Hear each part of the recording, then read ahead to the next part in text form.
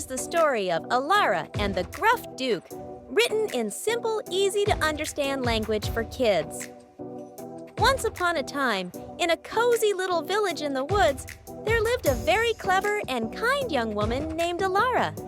She loved to read more than anything, and her laugh was so happy it could make the sun come out. She lived in a little cottage with her dad, Elias, who was an inventor. He made wonderful, silly machines that sometimes went fizz-pop-bang and made rainbow smoke. One day, Elias rode his fast horse, Zephyr, to a fair to show off his newest invention, a soup pot that could stir itself and sing. But on the way, a thick, tricky fog made him get lost in the forest. He and Zephyr stumbled upon a huge, old, crumbling manor house that looked sad and lonely. Elias knocked on the door, and it creaked open. The master of the house was a giant, grumpy, furry beast named Grimshaw. A long time ago, an enchantress had turned him into a beast because he was unkind.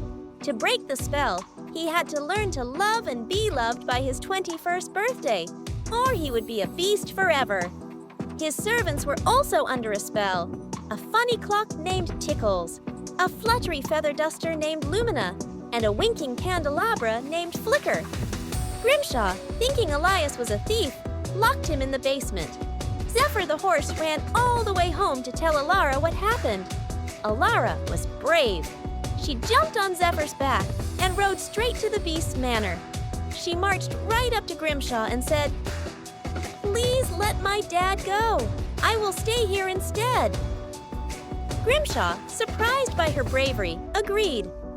Elias was set free, and Alara stayed in the big, old house. At first, Grimshaw was very grumpy. He stomped and growled. But Alara was curious and friendly. She found a giant library full of books and became friends with the enchanted servants. Tickles the clock told her funny jokes.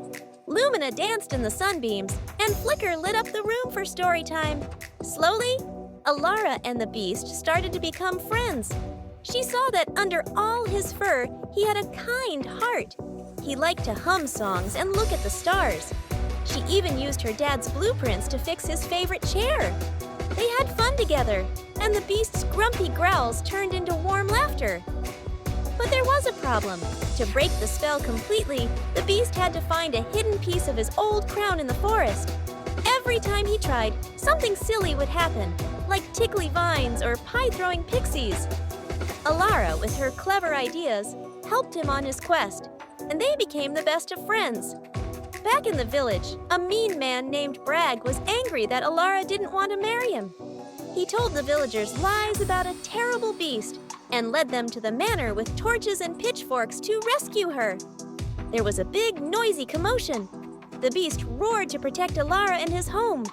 In all the confusion, the servants discovered that the mean Bragg had the missing crown piece all along. His silly goat, Gobble, accidentally spit it out, and with a magical flash, it flew right to the beast.